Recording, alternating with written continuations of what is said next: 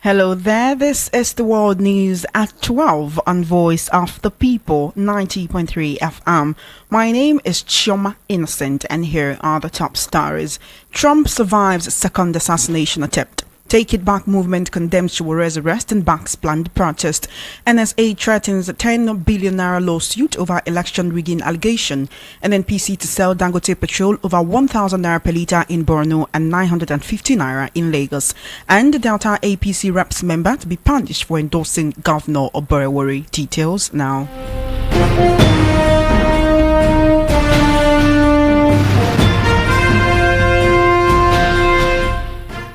Thank you for staying with us. The news at 12 begins outside the shores of Nigeria, where former U.S. President and Republican nominee for the 2024 election, fighters Ryan Wesley Roth, has been arrested by officials and the attack is under investigation.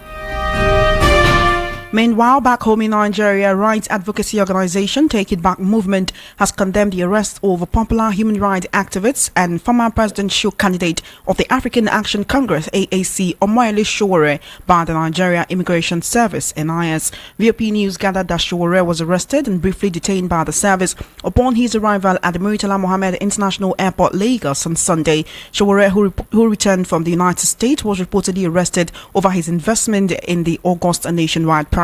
Reacting, the Take It Back movement in a statement issued today by its Director of Communications, Chidi Nwanyanwu, expressed dismay over what it termed the continuous intimidation of Nigerian activists by the current administration. The organization also said it is firmly in support of the planned nationwide protest against hardship and hunger, tagged #Fearless in October. Earlier today, in an exclusive interview with Cordelia Okbeye right here on VOP 90.3 FM, we had Omoyele Sowore speaking on the Fearless in October protest and his brief detention while arriving in Nigeria yesterday. Let's take a listen.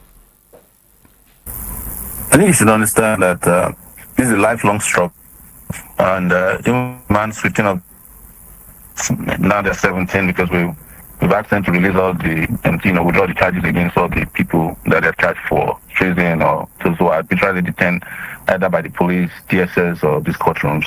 We want to be very clear that we did not protest because we want dialogue.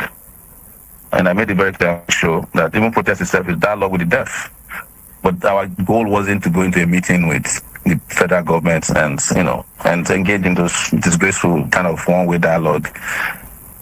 When you go to some of these meetings, I don't go to them because, there's monologue. They tell you what they want. But our goal is to ensure that those conditions are met, and those demands are met. And that's why when they're not met, that means the protests are not intense enough. There will be more protests, and there will be more intense protests until people get what they want.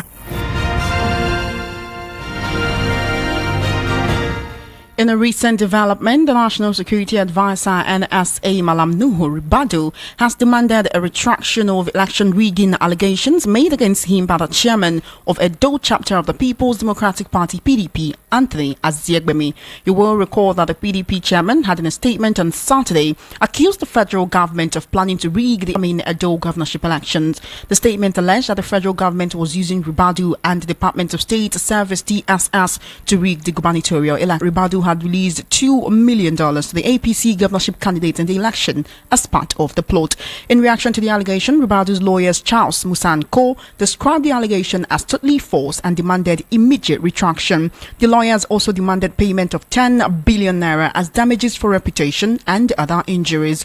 You will recall that the PDP in Edo State had raised the alarm over plans to undermine the electoral process as the state gears up for the governorship elections come September 21.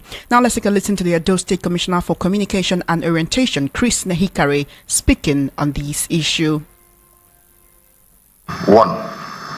Despite all the appeals made to the police to end the indiscriminate arrest of chieftains of PDP, they have yet deployed some other squads of policemen from outside the state to begin massive arrests of PDP chieftains perceived to be politically strong in their various constituencies in order to pave way for the manipulation of the elections in those areas. This intimidation tactics is irresponsible and most reprehensible. 2. Our intelligence has also uncovered massive production of masks and police uniforms by agents of the APC to veil their thugs who they plan to deploy to disrupt voting processes in units and wards where they know they do not stand a chance of victory. Only recently, a chieftain of the APC wore one of these uniforms, and the police even presented defense for such wanton display of impersonation.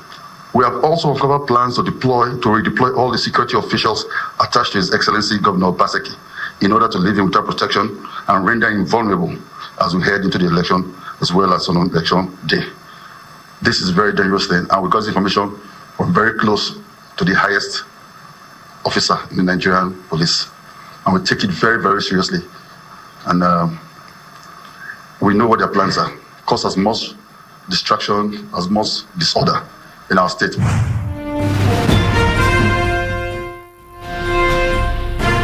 Meanwhile, the Nadu Federal Constituency in the House of Representatives, Honorable Francis Sowore, an APC member, endorsed Governor Sheriff Oborewori for his second term, an action considered an offence by the party. In a letter addressed to the lawmaker dated 15 September 2024 and signed by Elder Omeni Sobotie, the state chairman of the Delta APC, the party described his endorsement of Honorable Sheriff Oborewori for a second term as gross anti-party activity. The party therefore gave him 7 days to appear in person and give reasons why severe disciplinary measures should not be taken against him by the party. The lawmaker is yet to respond to the letter.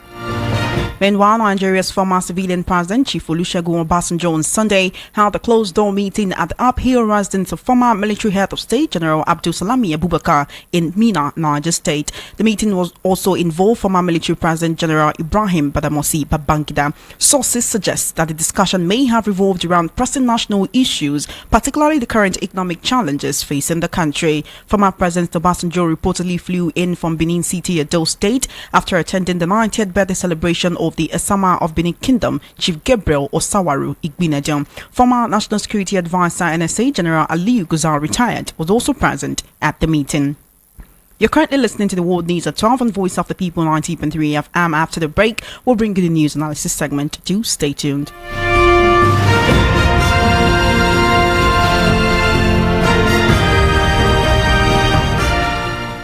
Welcome back. Still on the news at 12. It's now time for us to enter into the news analysis segment. And for that, I have revered journalist as well as political, social and national affairs analyst, Mr. Chukwuma Okoro. Always a pleasure to have you here. Good afternoon. Good afternoon, Chairman. Thanks for having me. Thank you for joining me. For a minute before we go into issues that are affecting Nigerians, Trump seems to have survived the second assassination attempt, and this was after his debate with Kamala Harris last Tuesday. What really do you have to say about this? Some people who are not even interested in politics these days are wondering, what is it about Trump that the people do not want him? But what we've seen so far is your attempt. It wasn't like these people were contracted by anybody to harm him. They're just people who are not happy with him. Well, Chama, it's too early to say that these people were not contracted. I think it's a developing story. The second attempt is a developing story. So I think it's rather too early to say that these people were not contracted. This person has a history of owning weapons of mass destruction. This person is pro-Ukraine. And Okay, for so now, investigators are saying he acted He's alone. pro-Ukraine. So it's clearly could be a lone wolf attack. In international security, there's something we call lone wolf attacks. You know, these are people who act independent of any organization. Like you said, you know, there's nobody, a known entity that is sponsoring him now. So it could be lone wolf. And you also have to take it from the fact that a lot of people might not be happy with him, people who have sympathies with Iran. You have talked about the Ukraine issue and all of that, about the Latinos. He also recently alleged that Haitian immigrants were stealing and killing pets and eating them. Exactly. You know, he tried to build a wall, you know, off Mexico, the coast of Mexico, between the United States. And so if you put all those things together, you discover that a lot of people were actually against Trump. So if you want to translate these attacks, you know, by people who are trying to take him out, you don't need to travel far to see where it is coming from. You know, so, but like I said, it's a developing story. And by the time the FBI or CIA, particularly the FBI, by the time they come out with their investigations, you'll be able to put a finger, you know, on those behind this attack. But I think it is one too many. In the history of America, of United States, I think it's only about 3 presidents, 3 people that have been assassinated in office. Lincoln was one of them, Harding was another, and then John F. Kennedy. And attempts have been made on the lines of 4 people. Trump happens to be the 4th person. You know, so it is one too many. And you discover that it's a kind of a climate of hate that has enveloped the United States. So And people who are taking their hate not just from online to offline. no, physical to the extent that you talk about it in terms of the vision, the fault lines that are very deep in the United States of America now. And Choma, it's very difficult to take it away from racism. You know, when you talk about the white supremacists, which a group of people that Trump apparently or subtly tried to prop up. You also look at the Black Lives Matter. If you put all those things together, you see that America is more divided racially today than it was like 10, 15 years ago. And it's not good for the image of United States of America, being that they also carry some kind of symbolism when you talk about freedom and democracy in the global arena. All right, then. It is the world news at 12, so we need to talk about this international issues. But then let's come back home to Nigeria. Just yesterday, presidential candidate of the African Action Congress and, of course, rights activist Sowore was detained by the Nigerian Immigration Service when he arrived from the United States of America. A lot of people had been asking because he was mentioned as one of those who sponsored or had an investment in the August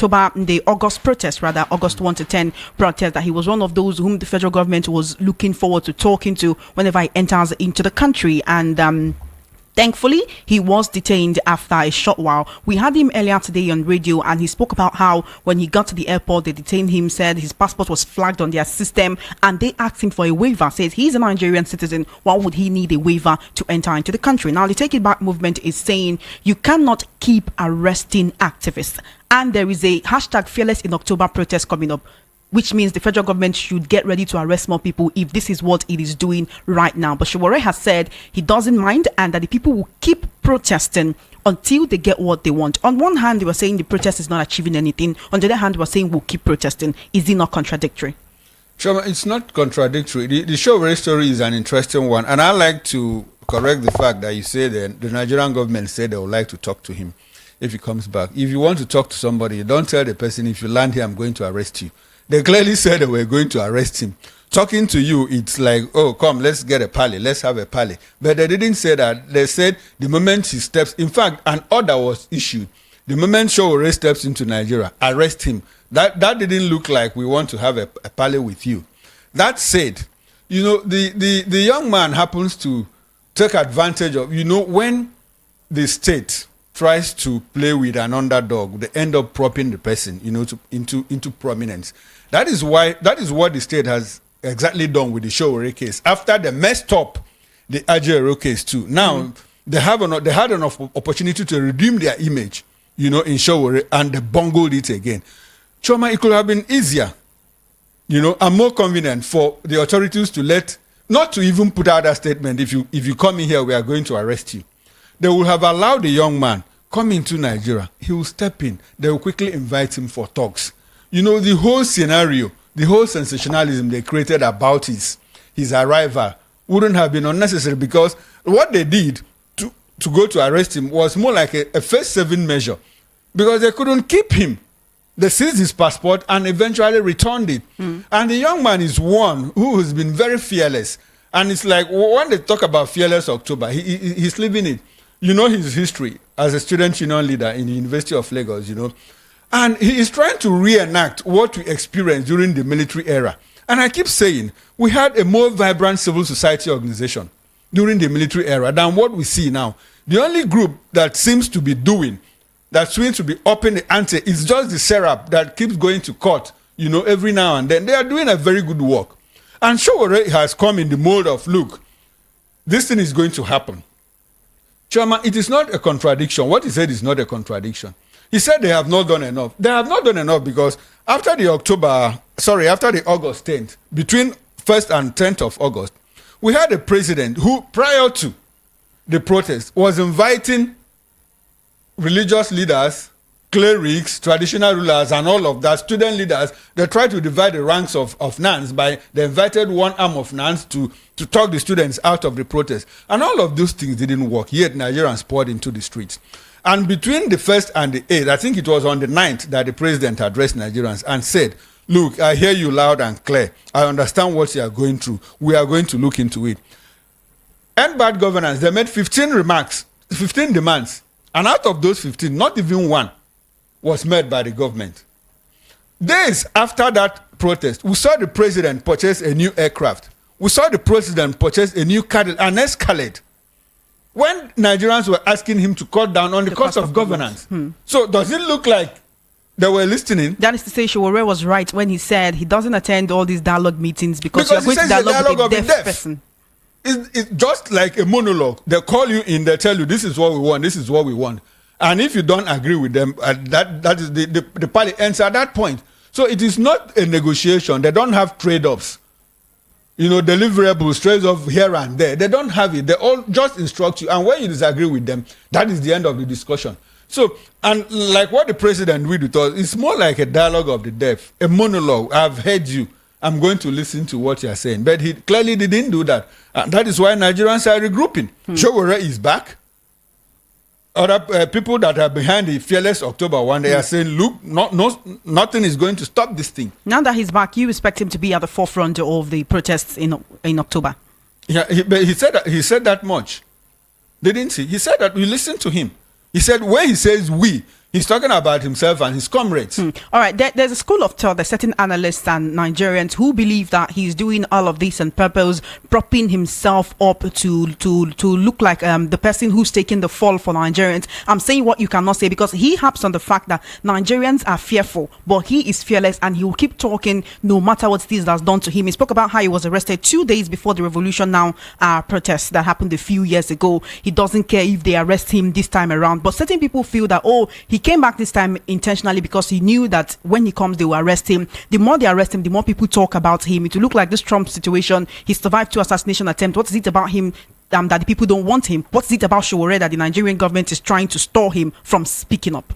Is that something you believe as well? I don't buy that. I don't buy that. The people that are saying this should come and take the fall themselves. Why wouldn't they do that? I mean, this is a young man. The state clearly tells you, if you step in here, we are going to arrest you. And the young man says, look, I'm a Nigerian. I'm coming back to my country. And he did. He came back to Nigeria. What if the federal government had arrested him and kept him in detention interminably, endlessly? Would the same people turn around to say that he's trying to take a fall for the people? You know, I need to recall that Sowore himself is a presidential candidate of the African Action Congress. So this is someone who also wants to lead Nigeria, right? And that is why this school of thought haps on the fact that, look, he's just trying to position himself as somebody that, in fact, they are more or less persecuting him. Chama, you are a Christian. At a point, people went to Jesus Christ and said, Paul, we know, Barabbas, you are familiar with that story. And Jesus told them, if they are doing the miracles in my name, allow them to continue doing it. You know? So if Sowore is trying to prop himself up as the presidential candidate of the, what's the name of that? Of the AAC. And so what?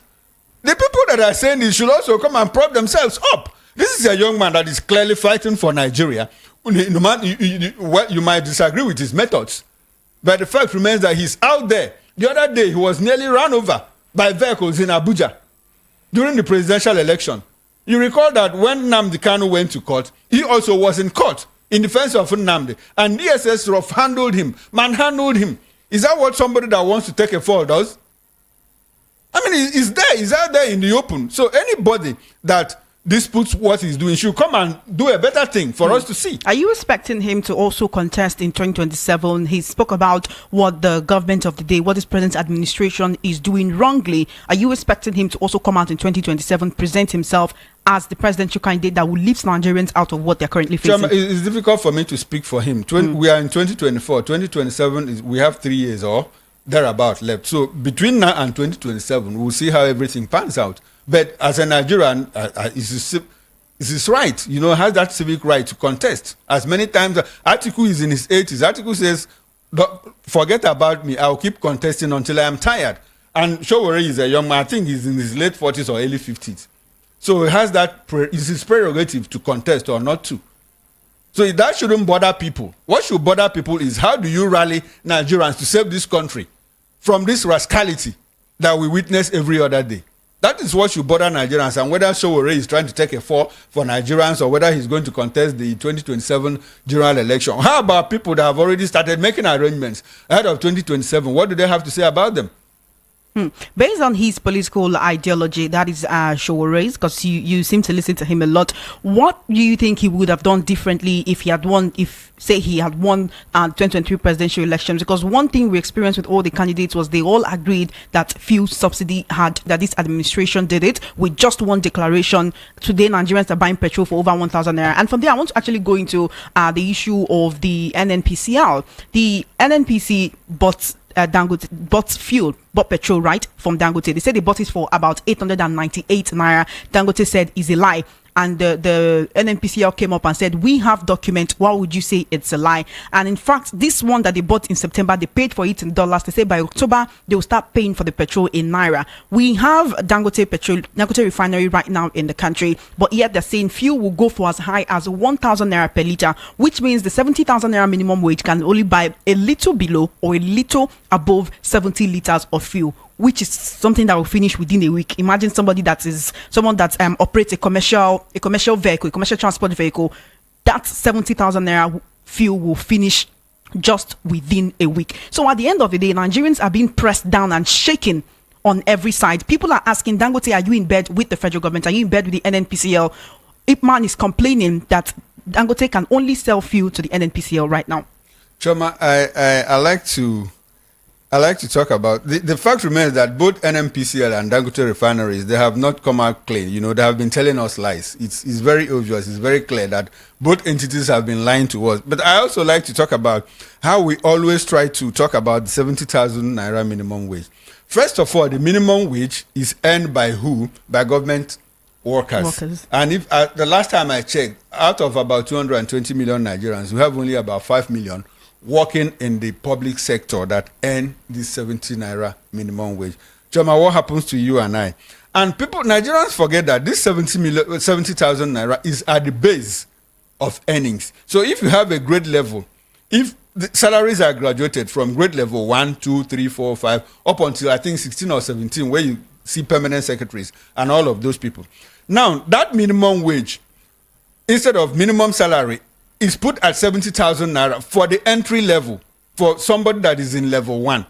So if you look at the people that earn 70,000, it's just a very few percentage, because by the time you implement it, you're also going to graduate it. It's going to reflect on, if you were on salary grade level 1 and you were on 30,000 and you're now on 70, you should also know that the person in level 8 will be somewhere around 300 or 400,000 naira. So that is one thing we have to get clear whenever we want to make comparison about the dollar rate, the price of fuel and all of that. And back to Dangote and NNPCL. Choma, clearly they have been telling us lies. Look at the statement that was issued by Tony Chejina, the group chief branding officer and communications officer of NNPCL. Sorry, of Dangote. He said that the statement put out by Olufemi Shonoye that they bought the fuel at 898 naira is clearly misleading and mischievous. Choma, that is weighty. But Dangote, they're not also telling us how much they sold. But Dangote, that is the problem. Dangote also didn't tell us how much they sold. Now we're realizing that they actually sold it to them. They actually bought it in dollars. No, it's not about buying in dollars. Chejina said something that we should understand. Chejina said that even at that, we sold it to them at a cost below what they would have got it if they imported. So if they were importing at 119 naira, 1,117 naira, as Ipman told us like a few weeks ago, Tony Chejina said we sold it to them at a cost below their import price. The same Ipman is saying it doesn't make sense for Dangote petrol to be selling higher than imported ones. NNPCL to sell Dangote petrol higher than imported ones. No, at this point, look at, they also reeled out, there's a statement circulating out there about the costs that they incurred. Dangote said, we bought the crude oil at the dollar rate and we sold to them at dollar rate. So you also understand that the dollar exchange rate is going to affect the pricing. I think it's good news to us that finally, after all the back and forth, you know, the week-long, month-long back and forth between the NNPCL and the Dangote refinery, yesterday, they loaded. And there is fear. At least it has started. That should be good news to Nigerians. The next thing we should be talking about is how to work on the price. And you recall too that Tony Chejina said that the Naira component of it, that will start selling to them in Naira, by October 1, when we'll start buying crude oil in Naira too. You know, so it's an ongoing concern between the NNPCL and Dangote Refinery. But Nigerians are worried, like I am, too, that the fact that NNPCL and Dangote Refinery are not telling us the truth about the cost, about the pricing of this product. It is worrying, because some people have also insinuated that, look, they are doing that, in fact, that both of them are in cahoots, that they want to do it in such a way that the amount of money they used to make, the cartel, the cabal used to make by importing fuel from Malta, from the United States, from Brazil and other parts of the world, that they will also get it from Dangote Refinery. Have you heard that line before? Recently, some people insinuated that, look, this back and forth is because they have not agreed on the percentage that they will make from Dangote Refinery. That is why we are having this back and forth.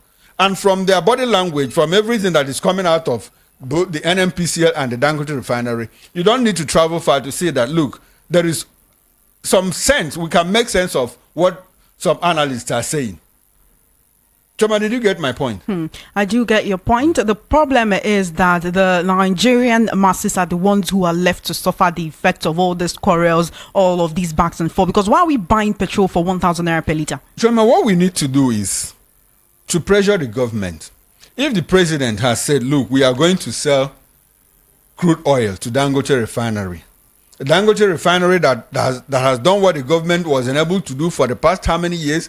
I said this before, as a young graduate, I started my career in the oil sector in Port Harcourt as a client services officer. And I know how people used to do business in Port Harcourt Refinery during turnaround maintenance. There was no maintenance, and those refineries are comatose now. Port Harcourt 1, Port Harcourt 2, we have the Warri Refinery and Kaduna Refinery. And yet someone, a Nigerian, has come to build a refinery about the biggest in the world that we are told. And what Nigeria needs to do is to convert this thing into a national asset. And make The case at this point, as no, but Nigerians we can put the feet under their we can put the fire under their feet to do that. Okay, We then. own the oil, we own the people. Putting the fire under their feet, is it not this protest that people have Exactly. been protesting, So that people what- have been arrested for? Is that not part of putting fire No, under but the their arrest feet? won't stop people. All right, then our time is fast spent, Mr. Chukwuma Okoro, and we need to go. This conversation is really interesting, and we hope to continue it very, very soon. Thank you so much for joining me on the World News at 12 this afternoon. Thank you, Choma. Always a pleasure. You have been listening to the World News at 12 right here on Voice of the People 90.3 FM. To wrap up the World News, here again are the top stars. You heard that Trump has survived the second assassination attempt. The Take It Back movement condemns Sowore's arrest and backs planned protest. NSA threatens a 10 billion naira lawsuit over election rigging allegations, and NNPC to sell Dangote petrol over 1,000 naira per litre in Borno and 950 in Lagos. Delta APC RAPS member to be punished for endorsing Governor Oborewori. And that is a wrap on the World News at 12. My name is Chioma Innocent. Good afternoon, and thank you for listening.